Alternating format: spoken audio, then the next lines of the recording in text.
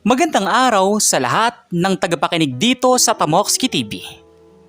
Ang kwento natin ngayon ay tungkol sa isang binatang ama at OFW na hinarap ang lahat ng hirap sa ibang bansa. Ngunit sa kanyang pag-uwi ay isang napakatinding misteryo at sikreto ang bububog sa kanyang puso. Isang katotohanan na hindi lang basta magpapaiyak sa inyo, kundi magpapatayo rin ng inyong mga balahibo dahil sa isang kakaibang twist na hindi nyo inaasahan. Kaya naman bago tayo magpatuloy sa ating kwento ay maaari po ba ako makahingi ng isang subscribe at like sa kwentong ito? At sana po ay dumating sa inyo ang napakalaking blessings. Kaya hindi ko na po patatagalin ang ating kwento. Tara po at simulan na po natin. Taong 2024, nang lisanin ng 27 taong gulang na si Alvin ang kanyang bayang Sinilangan sa probinsya ng Samar.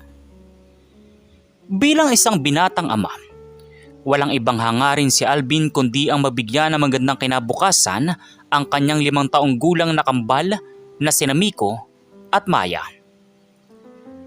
Iniwan niya ang mga bata sa pangangalaga ng kanyang nag-iisang kapatid na babae na si Rika sa kanilang lumang ancestral house sa isang liblib na bahagi ng Samar. Buwan-buwan, halos 80% ng kanyang sahod bilang factory worker sa Taiwan ang ipinapadala niya. Walang bawas, walang labis. Ang tanging hiling lang niya kay Rika ay alagaan ng mga bata tulad ng sarili nitong dugo at laman. Sa wakas, pagkatapos ng 2 taon, makakauwi na rin ako. Sorpresa ito para sa mga anak ko. Rika, sana ayos lang kayo dyan. Pasensya ka na kung hindi ako nakatawag bago sumakay ng eroplano. Gusto kong makita mga ngiti ni Miko at Maya kapag bigla akong sumulpot sa pinto. Puno ng pananabik ang puso ni Alvin habang lula ng van patungo sa kanilang bayan sa Samar. Hawak niya ang isang malaking balikbayan box na naglalaman ng mga tsokolate, bagong damit, at mga laruan na matagal nang hinihiling ng kanyang mga anak sa tuwing sila ay nagkaka-video call. Ngunit kung babalikan ni Alvin ang mga uling buwan ng kanilang komunikasyon, may mga senyales na pala na tila hindi niya napansin dahil sa labis na pagtitiwala. Bakit nga ba nito mga nakaraang buwan? Tuwing hihilingin kong i-video call ang mga bata, laging sinasabi ni Rika na tulog na sila. O kaya naman ay nasa labas at naglalaro. Ang uling beses na nakita ko sila sa kamera, mukhang maputla sila. Pero sabi ni Rika, dahil lang daw sa filter ng cellphone niya. Bulong sa sarili ni Alvin. Lumubog na ang araw at tuluyan ang bumalot ang dilim sa probinsya ng Samar nang makarating si Alvin sa kanto ng kanilang compound. Patay ang mga ilaw sa kalsada. Tanging ang liwanag ng buwan na nagsisilbing gabay sa kanyang paglalakad, bitbit ang mabigat na bagahe. Habang papalapit siya sa kanilang lumang bahay, napansin niyang tila napakatahimik ng paligid. Walang kaaway-away, walang ingay ng telebisyon. Subalit may isang pamilyar na boses siyang narinig mula sa likod ng bahay. Sabi nang huwag kayong maingay. Kung gusto niyong kumain bukas, matulog na kayo. Huwag kayong iiyak-iyak dyan. Kung ayaw ninyong lalo kayong hindi makalabas. Kumunot ang noo ni Alvin. Kilala niya ang boses na iyon. Boses ng kanyang kapatid na si Rika. Ngunit bakit ganoon ang tono nito? At sino ang kinakausap nito sa likod ng bahay sa ganitong oras ng gabi? Dahan-dahang ibinaba ni Alvin ang kanyang mga bagay sa madamong bahagi ng daan upang hindi lumikha ng ingay.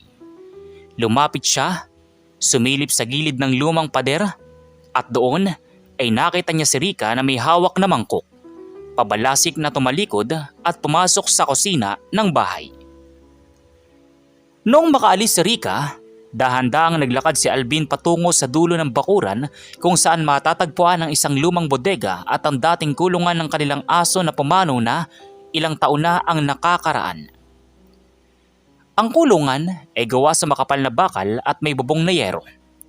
Ngunit nang itapat ni Alvin ang flashlight ng kanyang cellphone, parang huminto ang ikot ng mundo niya. Ang kanyang buong katawan ay nanginig.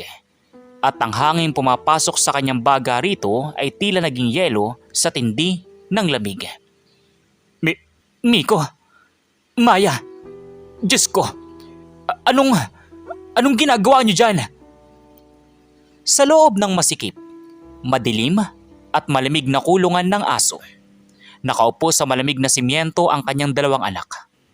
Nakasuot sila ng mararaming damit, payat na payat at may bakas ng natuyong luwa sa kanilang mga pisngi.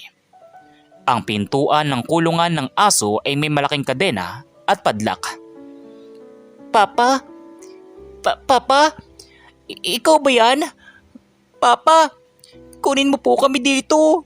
Natatakot po kami. Papa, gutom na po kami.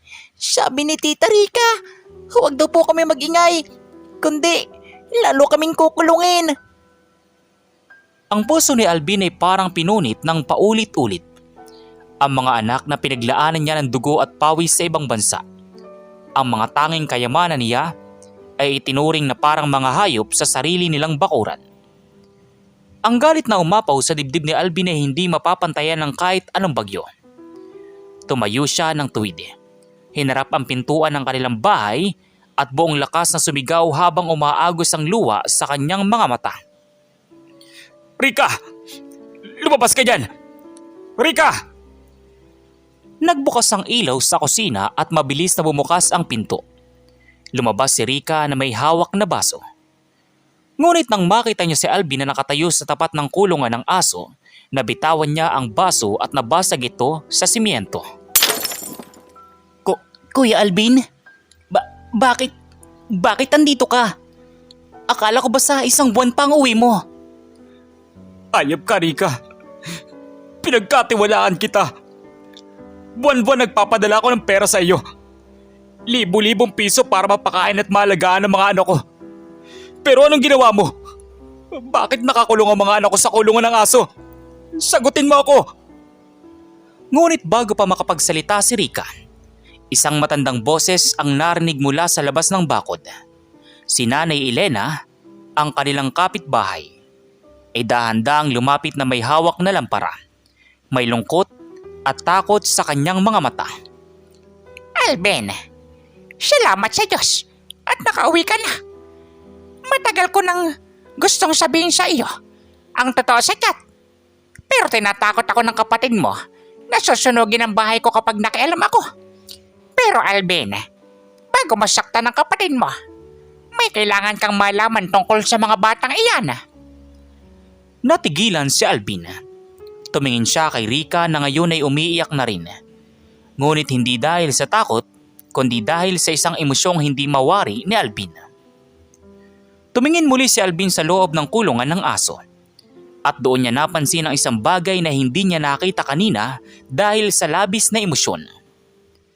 Ang mga mata ni Miko at Maya sa ilalim ng liwanag na buwan ay tila bahagyang nagliliwanag ng kulay dilaw. At ang kanilang mga anino sa simyento ay hindi hugis tao. Ano ang totoong misteryo sa likod ng pagkakakulong ng mga anak ni Alvin? Bakit sinabi ni Nanay Elena na may kailangan siyang malaman bago husgahan si Rica? At ano ang kakaibang twist na babago sa buhay ng pamilyang ito? Nanigas sa kanyang kinatatayuan si Alvin. Ang hangin sa buong bakuran ay tila mas lalong lumamig. At ang tanging naririnig na lamang ay ang mabilis na pagtibok ng kanyang sariling puso. Dahan-dahan niyang ibinalik ang liwanag ng flashlight ng kanyang cellphone sa loob ng kulungan ng aso. Ang kanyang dalawang anak, sina Miko at Maya, ay nananatiling nakaupo sa sulok. Ngunit ang kanilang mga titig ay hindi na tulad ng kanina. May kakaibang kislap sa kanilang mga mata na tila sumasalamin sa liwanag ng buwan. Aling Elena, anong ibig niyong sabihin? Mga anak ko sila. Ako ang nagdala sa kanila sa mundong ito. Bakit niyo sinasabing may kailangan akong malaman? Kuya, patawarin mo ako. Patawarin mo ako kung sa tingin mo ay pinagmalupitan ko sila. Pero kung alam mo lang ang pinagdaanan ko rito habang wala ka. Humakbang pasulong si Nanay Elena, ang matandang kapitbahay. Inilapag niya ang hawak niyang lampara sa isang lumang patungan at tiningnan ng may kaunting takot ang kulungan ng aso bago muling hinarap si Alvin. Alvin, alam kong mahirap paniwalaan ang sasabihin ko.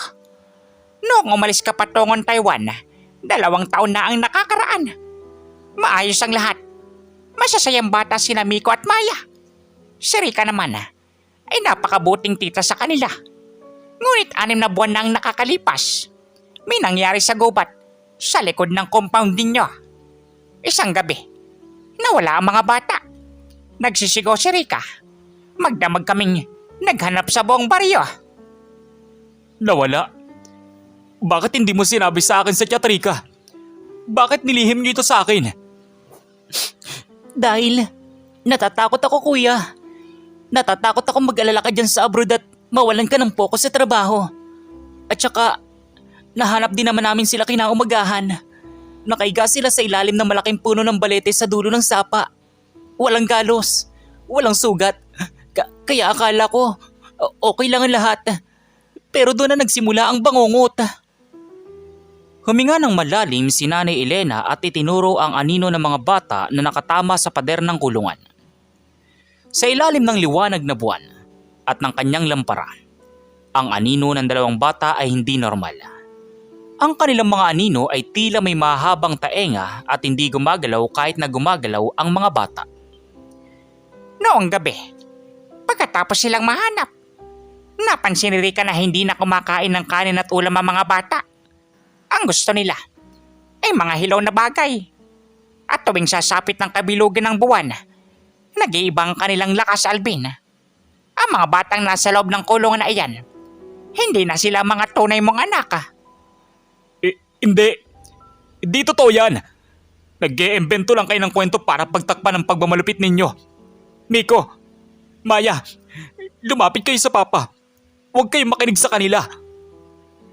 Lumapit si Alvin sa rehas ng kulungan at pilit na hinawakan ng kadena upang buksan ito. Ngunit bago pa niya mahawakan ng padlak, biglang sumigaw si Maya. Isang tunog na hindi nanggagaling sa lalamunan ng isang normal na 5 taong gulang na bata. Ito ay isang matinis at tila may kasamang kakaibang ugong na nagpatakbo ng kilabot sa galugod ni Alvin.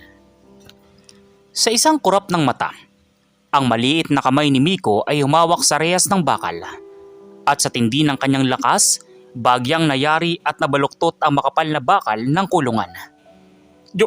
Diyos ko! Anong nangyayari? Kuya, nakita mo na? Kaya ako sila kinulong dyan. Hindi dahil sa galit ako sa kanila, kundi dahil gusto ko silang protektahan. At protektahan din ang buong baryo. Tuwing gabi, sinusubukan nilang tumakbo pabalik sa gubat. At kapag nakalabas sila, hindi ko na alam kung anong mangyayari. Ginamit ko ang lahat ng perang ipinadala mo para magganap ng lunas. Para ibili sila ng mga espesyal na pagkain na nagpapakalma sa kanila. At para ipagawa ang matibay na kulungan na yan para hindi sila makapanakit at makatakas. Napatingin si Alvin sa kanyang 2 anak. Sa kabila ng kakaibang lakas at kakaibang anyo ng kanilang anino, nakita niya ang mga mata ng mga bata na unti-unting nangingilid ang luha. Sa loob ng kakaibang sitwasyon na iyon, naramdaman pa rin ni Alvin ang koneksyon niya bilang isang ama. Hindi niya kayang iwanan o katakutan ang sarili niyang dugo at laman, anuman ang mangyari. Miko? Maya? Si Papa ito. Kilala niyo pa ba ako? Nang marinig ang boses ng kanilang ama, ang matatalas na tingin ng mga bata ay biglang lumambot. Ang kanilang mga anino sa pader ay tila bumalik sa normal na hugis ng tao sa loob ng ilang segundo. Papa, tulungan mo po kami. May kumuha po sa amin sa gubat. Yung mga kamukha namin, nandun pa po sa ilalim ng puno. Napigilan ang lahat sa narinig. Kung ang mga bata sa loob ng kulungan ay may alaala pa ni Alvin at tumihingi ng tulong. At kung may sinasabi silang kamukha nila na nandoon pa sa ilalim ng puno ng balete sa gubat. Ibig bang sabihin nito may iba pang nilalang na sangkot dito? Alvin, ang ibig sabihin ng anak mo, ang mga totoong katawan ni Miko at Maya ay maaaring nakatago pa rin sa gubat. At ang mga narito sa harap natin ay ang kanilang mga kaluluwa na nakakabit sa ibang anyo. O kaya naman ay mga palilit na ipinalit ng mga nilalang sa gubat. Ibig sabihin, may pag-asa pa silang maibalik sa normal, kuya. Isang malaking misteryo ang biglang nabuksan sa harap ni Alvin. Ang akala niyang pagmamalapit ng kapatid ay isa palang desperadong akbang para sa kaligtasan. Ngunit ang mas matinding hamon ay nasa gubat ng Samar. Kung ang mga totoong katawan ng kanyang mga anak ay nandoon pa. Handa ba si Alvin na pasukin ng kadiliman ng gubat sa kalagitnaan ng gabi para bawiin ang mga ito? Biglang isang malakas na kaluskos ang narinig mula sa madilim na bahagi ng bakod, malapit sa direksyon ng gubat. Ang mga bata sa loob ng kulungan ay sabay-sabay na napatingin sa direksyon na iyon at nagsimulang manginig sa takot. Ano ang nagtatago sa dilim na nagpapatahimik at nagpapatakot kahit sa mga nilalang na nasa loob ng kulungan? Kaya ba ni Alvin na harapin ang misteryong ito para sa kanyang pamilya? Ang gabing iyon sa isang liblib na baryo sa Samar ay naging saksi sa isang misteryong tila walang katapusan. Habang nakatayo si Alvin sa tapat ng kulungan, ang kanyang buong katawan ay nakahanda sa anumang panganib. Ang kaluskos sa madilim na bahagi ng bakod ay patuloy na lumalapit at ang dalawang bata sa loob ng kulungan, sina Miko at Maya, ay lalong nagsiksikan sa sulok. Yakap-yakap ang isa't isa habang nanginginig. Rika, dalin mo si Nanay Elena sa loob ng bahay. Ngayon na, huwag kayong lalabas anuman ang marinig ninyo. Pero kuya, paano ka? Walang ilaw sa labas. Baka kung anong sumulpot dyan. Ako ang ama ng batang ito, Rika. 2 taon na akong nawala. Kaya ngayon, tungkulin ko ng protektahan sila. Sige na, pumasok na kayo. Mabilis na hinila ni Rika ang matandang si Nanay Elena pabalik sa loob ng bahay at inilak ang pinto. Naiwan si Alvin sa madilim na bakuran. Tanging ang flashlight ng kanyang cellphone at ang malamlam na liwanag ng buwan ng kanyang sandata. Itinutok niya ang liwanag sa direksyon ng mga halaman kung saan nanggagaling ang tunog. Humakbang si Alvin pasulong. Ang mga dahon ay gumalaw. At mula sa anino ng mga naglalakihang puno ng saging, isang bulto ng tao ang dahan-dahang lumabas. Ngunit hindi ito isang nakakatakot na nilalang, kundi isang lalaki na may bitbit na lumang sako at may nakasabit na bulo o itak sa kanyang baywang. Siya si Mang Salve, ang matandang manggagamot at tanyag na albularyo sa kanilang baryo. Alvin, mabuti at nakabalik ka na. Kanina pa kita inaantay sa bukana ng daan. Ngunit nalaman kong nauna ka nang pumasok dito sa compound. Mang Salve, kayo po pala. Anong ginagawa niyo rito sa ganitong oras ng gabi? At anong ibig niyo sabihin na inaantay niyo ako? Ang kapatid mong si Rika. Matagal na siyang pumupunta sa akin sa kubo ko sa itaas ng burol. Humihingi siya ng tulong para sa mga anak mo. Alvin, tama ang hinala ni Elena. Ngunit may mas malalim pang katotohanan na hindi nyo nakikita. Ang mga batang iyan sa loob ng kulungan, hindi sila pinalitan. Sila pa rin ang mga anak mo. Pero paano? Nakita ko po ang lakas nila kanina at ang kanilang mga anino. Hindi ugis tao. Sabi ni Miko, ang katawan daw nila ay nasa ilalim ng puno sa gubat. Doon ka nagkakamali, Alvin. Ang nakikita mo ngayon ay ang epekto ng isang sinaunang sumpa sa lupain ito. Noong pumasok sila sa gubat, 6 na buwan na ang nakakalipas. Nakakain sila ng isang uri ng prutas na hindi para sa tao. Ang prutas na iyon ang naglipat ng kanilang buhay o enerhiya sa pagiging ligaw na nilalang. Habang ang kanilang totoong diwa at puso bilang tao ay unti-unting nakukulong sa loob ng kanilang sariling katawan. Ang nakikita nilang kamukha nila sa ilalim ng puno ng balete ay ang kanilang sariling mga kaluluwa na iniwan nila doon. Napahawak si Alvin sa kanyang ulo. Napakagulo. Napakabigat ng katotohanan. Ang kanyang mga anak ay hindi pinalitan ng mga maligno, kundi ang kanilang sariling katawan ang naging bilangguan ng kanilang pagkatao. At may isa pang bagay na dapat mong malaman, Alvin. Ang sumpa na ito hindi basta-basta dumadating sa mga anak mo. May nag-akay sa kanila pumasok sa gubat na iyon. May nagpakain sa kanila ng prutas. Isang tao na malapit sa inyo. Isang tao na gustong makuha ang lahat ng perang ipinapadala mo. Buwan-buwan. Ano? Sino mang Salvi? Sabihin mo sa akin, si Rika ba? Hindi. Hindi ang kapatid mo. Si Rika ay ginawa ang lahat. Halos maubos ang pera mo dahil ibinibili niya ng mga mamahaling gamot at alaman sa akin para lang hindi tuluyang magbago ang anyo ng mga bata. Ang taong gumawa nito ay ang mismong tao na nagmamay-ari ng lupang tinitirikan ng bahay ninyo. Ang iyong tiyuhin na si Amador. Parang kidlat na gumuhit sa utak ni Alvin ang pangalang iyon. Si Tio Amador. Ang sakim na kapatid ng kanyang yumaong ama na matagal nang nagtatangka na bawiin ang ancestral house na iniwan sa kanila. Alam ni Amador na kapag nawala ang mga bata at kapag nasira ang kaisipan ni Rika sa takot, mapipilitan kayong iwanan ang lupang ito.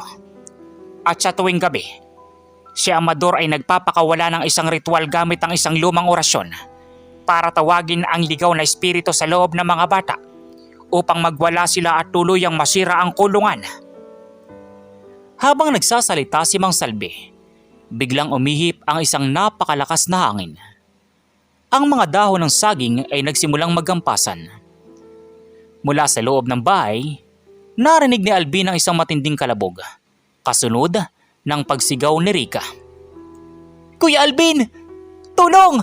Si Tio Amador! Andito siya sa bintana! Hindi nag-aksaya ng panahon si Alvin. Patakbo siyang sumugod patungo sa pinto ng bahay.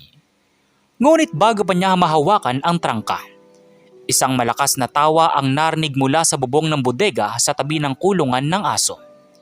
Isang tawa na puno ng panguuyam at galit. Alvin, akala mo ba ay makakatakas ka sa akin? Huli na ang pag-uwi mo. Ang mga anak mo, tuluyan na magiging bahagi ng gubat ngayong gabi. Sa ilalim ng liwanag ng buwan, nakatayo si Tio Amador sa ibabaw ng bodega. May hawak na isang itim na kandila at isang lumang mangkok na may pulang likido. Nagsimula siyang bumulong ng isang mahiwagang salita. Sa bawat bulong niya, ang mga bata sa loob ng kulungan ay nagsimulang sumigaw sa sakit. Hawak ang kanilang mga dibdib habang ang kanilang mga anino ay lalong lumalaki at nagiging kahindik-hindik. Amador, ayip ka! Tigilan mo ang mga anak ko! Ano ang gagawin ni Alvin ngayon? Na alam na niya ang utak sa likod ng malupit na sinapit ng kanyang pamilya. Paano mapipigilan ni Mang Salvi ang ritual ni Tio Amador bago tuluyang mawala ang pagkatao ni Miko at Maya? Ang buong bakuran ay binalot ng kakaiba at nakakatakot na enerhiya. Sa ibabaw ng bodega, patuloy ang pag-orasyon ni Tio Amador gamit ng kanyang itim na kandila. Sa bawat salitang lumalabas sa kanyang bibig, ang dalawang bata sa loob ng kulungan, sina Miko at Maya, ay lalong nagwawala. Ang kanilang maliliit na kamay ay pilit na winawasak ang rehas ng bakal, habang ang kanilang mga mata ay tuluyan ng naging dilaw sa ilalim ng liwanag ng kabilugan ng buwan. Bababa ka dyan, Amador! O ako ang aakyat dyan para tapusin ang kasamaan mo! Alvin, huwag. Kung susugurin mo si Amador ngayon, masisira ang proteksyon ng bakuran at tuluyang pakakawala ng kanyang orasyon ng ligaw na espiritu sa loob ng mga anak mo. Ang kailangan nating gawin ay putulin ang koneksyon ng ritual sa katawan ni Miko at Maya. Walang makakapigil sa akin, Salvi. Ang lupang ito ay sa akin at ang mga batang iyan, sa oras na mawalan sila ng kontrol, sila mismo ang wawasak sa pamilyang ito. Sa loob ng bahay, maririnig ang pagbayo ni Rika sa pinto. Pilit na lumalabas para tulungan ng kanyang kapatid. Ngunit ang kapangyarihan ng orasyon ni Amador ay tila nagpako sa mga pinto at bintana ng bahay upang walang sino man ang makialam sa labas. Kuya Alvin! Mang Salve! Tulungan niyo mga bata! Huwag niyong hayaang makuha sila ni Tio Amador! Tumingin si Alvin sa loob ng kulungan. Nakita niya ang kanyang dalawang anak na unti-unti nang nawawala ng malay bilang tao. Ang kanilang mga iyak ay hindi na iyak ng bata, kundi tunog ng mga ligaw na hayop sa gubat. Sa puntong ito, napagtanto ni Alvin na walang silbi ang kanyang lakas kung gagamitin niya ito ng galit. Ang tanging paraan para maligtas ang kanyang mga anak ay ang pagmamahal ng isang ama. Mang Salve, sabihin mo sa akin, anong dapat kong gawin? Lahat ibibigay ko. Kahit buhay ko, isasakripisyo ko. Mabalik lang sa normal ang mga anak ko. Alvin, ang tanging makakaputol sa sumpa ay ang tunay na dugo at pagmamahal ng isang magulang. Kailangan mong pumasok sa loob ng kulungan. Kailangan mong yakapin ang iyong mga anak. Ano man ang gawin nila sa iyo. Habang yakap mo sila, ipahid mo ang langis na ito sa kanilang mga noo at bigkasin mo ang kanilang mga pangalan. Ang kanilang mga tunay na pangalan na ibinigay mo noong sila ay isilang. Gagawin ko, Mang Salve. Gagawin ko. Huwag mong susubukan, Alvin. Papatayin ka ng mga batang iyon. Hindi mo alam kung anong uri ng lakas ang ibinigay ko sa kanila. Hindi pinakinggan ni Alvin ang banta ng kanyang tiyuhin. Sa tulong ng itak ni Mang Salve, buong lakas nitong tinaga ang padlak ng kulungan hanggang sa ito ay masira at magbukas. Nang bumukas ang pinto ng kulungan ng aso, ang dalawang bata ay sabay na lumingon kay Alvin. Ang kanilang mga anyo ay tila handang sumunggab. Ngunit sa halip na matakot, dahan-dahang lumuhod si Alvin sa maduming simento ng kulungan. Ibinuka niya ang kanyang mga bisig, umiiyak at tumingin ng diretso sa mga dilaw na mata ng kanyang mga anak. Miko, Maya, si Papa ito. Patawarin niyo si Papa kung iniwan ko kayo ng 2 taon. Akala ko, pera ang kailangan niyo para mabuhay ng maayos at masaya. Pero nagkamali ako. Ang kailangan niyo yung yakap ko. Nandito na si Papa. Hindi ko na kayo iiwan. Sa isang saglit, napatigil sina Miko at Maya. Ngunit dahil sa patuloy na pag-orasyon ni Amador sa itaas, muling sumigaw ang dalawang bata at sumugod kay Alvin. Itinulak nila si Alvin sa simento at sa tindi ng kanilang lakas, ramdam ni Alvin ang sakit sa kanyang katawan. Ngunit hindi bumitiw si Alvin. Sa halip na lumaban, buong lakas niyang niyakap ang dalawang bata ng sabay. Mahigpit, isang yakap na nagtataglay ng lahat ng sakripisyo niya sa ibang bansa. Miko Amante, Maya Amante, kayong mga anak ko, kayong buhay ko. Mabilis na binuksan ni Alvin ang bote ng langis gamit ang kanyang ngipin at ipinahid dito sa noo ng dalawang bata gamit ang puting tela. Sa pagdampi ng langis, isang puting usok ang biglang lumabas mula sa katawan ni Miko at Maya. Kasabay nito, ang itim na kandila na hawak ni Tio Amador sa ibabaw ng bodega ay biglang sumabog at nagliyab. Ang kapangyarihan ko! Ang ritual ko! Paano mo nawasak ang orasyon ko, Alvin? Dahil walang mas malakas sa pagmamahal ng isang magulang, Amador. Ang kasamaan mo ay babalik sa iyo. Ngayon din. Sa pagkasira ng ritual, nawala ng balanse si Tio Amador at nahulog mula sa bubong ng bodega patungo sa mga madamong bahagi sa likod. Kasabay nito, ang mga mata ni Miko at Maya ay dahan-dahang bumalik sa normal na kulay kay Manggi. Ang kanilang mga anino sa pader ay naging normal na muli. Nawalan sila ng lakas at sabay na bumagsak sa dibdib ng kanilang ama. Tulog, ngunit sa wakas, mapayapa. Salamat sa Diyos. Salamat sa Diyos. Ligtas na kayo. Bumukas ang pinto ng bahay at patakbong lumabas si Rika. Kasunod si Nanay Elena. Agad nilang pinalibutan ang kulungan at niyakap si Alvin at ang mga bata. Ang bangungot sa bakuran ay tila tapos na. Ngunit habang nagiiyakan sila sa kagalakan, lumapit si Mang Salve sa likod ng bodega kung saan nahulog si Tio Amador. Pagbalik ng matandang albularyo, may takot at pagtataka sa kanya mukha. Mang Salve, nasan si Tio Amador? Dadalhin ba natin siya sa mga otoridad? Alvin, wala si Amador sa likod. Walang tao doon. Tanging ang kanyang suot na tsinelas at ang basag na mangkok ang naiwan. Paanong wala? Malas na nahulog siya mula sa bubong kanina, di ba? Alvin, ang Tio Amador mo, 3 buwan ang nakakalipas mula nang mamatay siya sa ospital dahil sa sakit. Ang nakaharap mo ngayon ay hindi ang buhay mong tiyuhin. Isang napakatinding katotohanan ang muling gumulat kay Alvin. Kung patay na si Tio Amador, 3 buwan na ang nakakalipas. Sino o ano ang nilalang na nag-orasyon sa ibabaw ng bodega? At saan ito nagpunta ngayon? Isang uling twist ang magaganap, nagigising sa buong bayan ng Samar. Parang binuhusan ng malamig na tubig si Alvin sa narinig mula kay Nanay Elena. Patay na si Tio Amador, 3 buwan na ang nakakalipas. Kung gayon, sino ang nilalang na nakatayo sa ibabaw ng bodega na nagpahirap sa kanyang mga anak? Tumingin si Alvin kay Mang Salve upang humingi ng kasagutan. Tama si Elena, Alvin. Pumanaw na si Amador. Ngunit bago siya mamatay, ang tindi ng kanyang galit, inggit, at kasakiman sa inyong ari-arian ay nag-iwan ng isang maitim na enerhiya sa lupaing ito.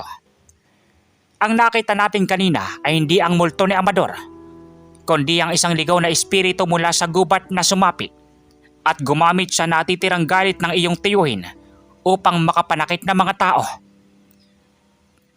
Kaya pala tuwing gabi ay nararamdaman kong may nakamasid sa amin mula sa dilim. Kahit alam ng buong bayan na wala na si Tio Amador, ginamit ng espiritu ang anyo niya para takutin kami. Pero ngayon, tapos na ang lahat, hindi ba, Mang Salve? Ligtas na bang mga anak ko? Ligtas na sila, Alvin. Ang pagmamahal mo bilang ama, ang pag-iyak mo ng tapat, at ang pagyakap mo sa kanila sa kabila ng kanilang anyo, ang tunay na nagpawalang bisa sa sumpa. Ang ligaw na espiritu ay tuluyan ng pinalayas ng iyong pagmamahal. Ang lupang ito ay malinis na ngayon. Lumipas sa mga oras at unti-unting sumikat ang araw sa probinsya ng Samar. Ang kadiliman ng gabi ay napalitan ng ginto at mainit na liwanag ng umaga. Ang ancestral house na dati ay mukhang luma at nakakatakot ay tila nabuhayan muli. Ang mga ibon ay nagsimulang umawit at ang hangin ay hindi na malamig, kundi sariwa at puno ng pag-asa. Sa loob ng sala, dahan-dahang nagising ang kambal na sina Miko at Maya. Sa pagkakataong ito, wala na ang dilaw na kulay sa kanilang mga mata. Ang kanilang mga balat ay bumalik sa pagiging malusog at ang kanilang mga ngiti ay muling sumilay nang makita ang kanilang ama na nagluluto ng almusal sa kusina kasama si Tita Rica nila. Papa! Papa! Gising ka na po! Miko, Maya, salamat sa Diyos. Gising na mga prinsipe at prinsesa ko. Gutom na ba kayo? Nagluto si Papa ng paborito niyong pagkain. Maya-maya ay lumapit si Rica, may dalang mga pinggan. Nakangiti habang may luha sa mga mata. Ngayon, maaari na kayong kumain ng masasarap na luto ng tita at ng papa ninyo. Hindi na kayo matatakot kahit kailan. Sa pagkainan na iyon, matapos ang 2 taon ng pagkakalayo at 6 na buwan ng matinding bangungot, sa wakas ay nabuo muli ang pamilya ni Alvin. Walang mapagsidla ng pasasalamat ni Alvin kay Rica. Naintindihan niya na ang pagkulong ni Rica sa mga bata sa lumang kulungan ng aso ay hindi gawa ng isang malapit na kamag-anak, kundi isang desperadong sakripisyo ng isang tita na gustong protektahan ng mga bata mula sa tuluyang pagkawala sa sarili at protektahan din ang buong baryo habang naghahanap ng lunas. Rica, salamat at patawarin mo ko kung naging maras ang reaksyon ko kagabi nung unang dating ko. Kung hindi dahil sa katatagan mo, baka tuluyan ang nawala ang mga anak ko bago pa ako makauwi. Walang anuman kuya. Pamilya tayo. Ang mahalaga, andito ka na. Hindi ko na kaya mag-isa kuya. Mabuti na lang at dumating ka. Hindi na ako aalis, Rika. Hindi na ako babalik sa ibang bansa. Tama na ang 2 taon na nawala ako. Gagamitin ko mga naipon ko para magtayo ng maliit na negosyo rito sa Samar. Ang pera ay kinikita. Ngunit ang panahong kasama ang mga anak at pamilya, kailanman ay hindi na maibabalik kapag lumipas. Samantala, habang masayang kumakain ang pamilya ni Alvin sa pagkainan, isang tanong ang biglang pumasok sa isip ng nakararami. Nasaan nga ba ang nanay ni Miko at Maya? Bakit si Alvin na isang binatang ama at ang kapatid nitong si Rika lamang ang nagtaguyod sa mga bata? Sa kalagitnaan ng kanilang kwentuhan, isang marahang katok sa pinto ang pumukaw sa kanilang atensyon. May bisita ba tayo, Rika? Maaga pa. Wala naman akong inaasahan, kuya. Baka si Nanay Elena o si Mang Salvi. Titingnan ko lang. Tumayo si Rika at dahan-dahang binuksan ang pinto. Ngunit laking gulat niya nang makita ang isang babaeng nakatayo sa labas. May dala itong maliit na bag. Medyo madumi ang suot na damit na parang galing sa malayong paglalakbay. At bakas ang labis na pagod at puyat sa kanyang muka. Nang makita ni Alvin ang mukha ng babae, nabitawan niya ang kanyang baso. Siya ay si Rosa, ang dating kasinta ni Alvin at tunay na ina ng mga bata na bigla na lang nawala 3 taon na ang nakakaraan. Rosa, anong ginagawa mo rito? Pagkatapos ng 3 taon na iniwan mo kami ng walang pasabi, bakit ngayon ka lang nagpakita? Alvin, Rika, patawarin niyo ako. Alam kong galit kayo sa akin. Akala niyo iniwan ko sina Miko at Maya dahil nagpakasaya ako. Pero hindi. Hindi niyo alam ang totoong nangyari sa akin. Lumapit si Rika at tinulungan tumayo si Rosa kahit may paggalinlangan. Pinaupo nila ito sa sala. Ang kambal na sina Miko at Maya ay nagtago sa likod ni Alvin.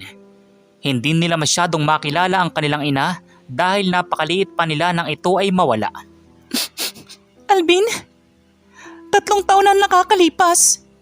Bago ako mawala, binalaan ako ng tiyo Amador mo. Sabi niya, kapag hindi ako umalis sa buhay mo, gagawin niya na masama ang mga anak natin. Takot na takot ako noon. Nung gabi na aalis sana ako para lumayo, hinarang ako ni tiyo Amador sa dulo ng kalsada, kasama ang isang maitim na nilalang. Doon ko nalaman na gumagamit siya ng kakaibang orasyon. Ibig mong sabihin, hindi mo kami kusang iniwan? Hindi, Alvin.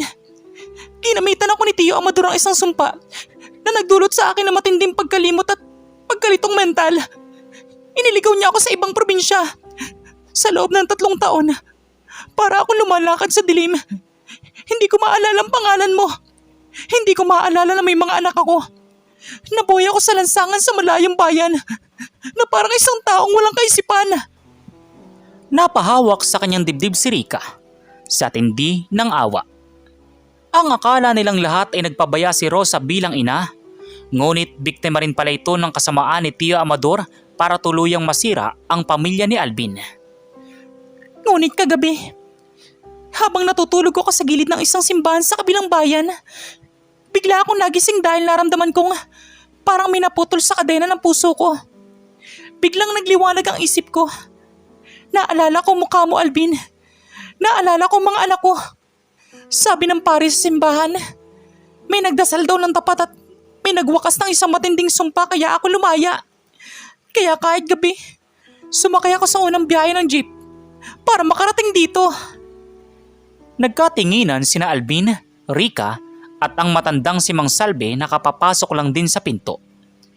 Napagtanto nila na ang pagwawasak ni Alvin sa sumpa kagabi gamit ang wagas na pagmamahal sa kanyang mga anak ay hindi lang pala ang mga bata ang nailigtas, kundi maging ang isip at kaluluwa ng kanilang ina na matagal nang binihag ng orasyon ni Amador. Ang tunay na pag-ibig, Alvin, kapag nagmula sa isang tapat na puso, ay parang alon sa dagat. Ang epekto nito ay umaabot kahit sa pinakamalayong dako. Ang pagmamahal mo sa mga anak mo ang nagpalaya sa kanilang ina. Rosa, patawarin mo ako kung nagtanim ako ng galit sa iyo. Ang akala ko talaga'y binaliwala mo kami. Patawad. Niyakap ni Rosa si Alvin. Ako ang dapat tumingi ng tawad. Dahil hindi ko kayo naipagtanggol kay Amadora. Pero ngayon, gusto kong bumawi. Gusto kong maging ina ni Miko at Maya. Dahan-dahang tinawag ni Alvin ang kambal. Sa pagkakataong ito, lumapit si Miko at Maya nang walang takot. Bagamat may kaunting hiya, naramdaman ng dalawang bata ang init ng yakap ng isang tunay na ina. Isang yakap na 3 taon nilang ipinagkait ng tadhana. Mama, Mama, andito na po si Papa. Huwag na po kayong aalis ha. Hindi na mga anak. Hindi na kayo iiwan ni Mama. Magkakasama na tayo ni na Papa at Tita Rika nyo. Doon tuluyang nakumpleto ang ligaya sa munting tahanan sa Samar. Ang kulungan ng aso na naging simbolo ng kanilang madilim na nakaraan ay tuluyan ng nalimutan at napalitan ng isang buo, matatag at mapagmahal na pamilya. Walang anumang inggit o mahika ang kayang magwasak sa pamilyang pinagbuklod ng tapat na pagmamahal at pananalig sa may kapal. At dito nagtatapos ang ating kwento. Ang aral sa kwentong ito ay ang katotohanan na ang wagas na pagmamahal ng magulang ang pinakamalakas na kapangyarihan sa mundo. Walang anumang distansya, kasamaan o matinding subok ng tadhana ang kayang gumuho sa pamilyang nagkakaisa. Ipinapaalala nito sa atin na ang panahong kasama ang mga mahal sa buhay ay higit na mas mahalaga kaysa sa anumang material na bagay o salapi sa mundo. Dahil ang pera ay pwedeng kitain muli. Ngunit ang bawat segundo na lumilipas kasama ang ating mga anak ay hindi na kailanman mababalik. Ang pagtitiwala at pagpapatawad ang susi sa tunay na pag-ilom. Kayo, ano pong masasabi nyo sa kwento natin ngayong araw? At kung ano mga aral po ang mga natutunan ninyo? Maaari nyo po bang i-comment dito po sa baba sa comment section para muli ko pong mabasa. So once again, inuulit ko pong muli. Ako po si Tamoxki TV. Kita-kita po tayong muli sa mga susunod pa nating maraming mga kwento. Thank you and God bless you all. Peace out.